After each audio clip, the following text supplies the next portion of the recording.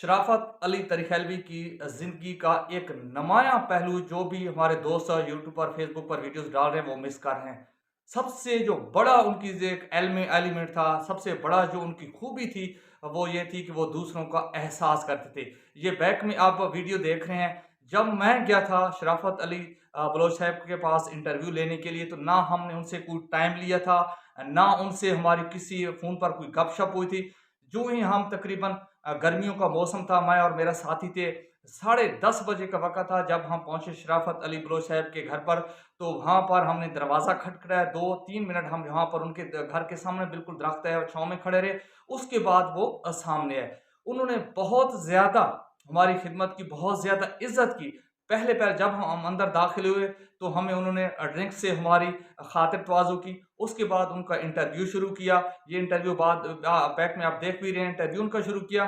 तो ऐसा नहीं है कि उन्होंने ये कहा कि जो सवाल आप अपने करने हैं वो मुझे लिख कर दें। हमने जो भी सवाल हमारे पास है, जो सवाल मैं करना चाह रहा था, मैंने दिल से किए और उन्होंने दिल से जवाब दिए।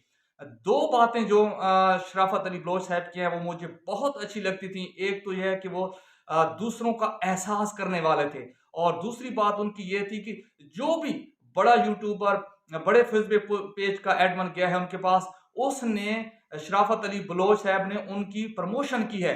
मैं भी जब उनके पास पहुंचा था, तो जब वीडियो का एंड होने लगा, तो उन्होंने मेरे यूट्यूब चैनल के बारे में और मेरे फेसबुक पेज के बारे में भी अपने दोस्त अहबाब को कहा कि भाई का चैनल सब्सक्राइब करें और साथ पेज को भी फॉलो करें। ये 2 खूबियाँ मुझे शराफत भाई की बहुत अच्छी लगी हैं।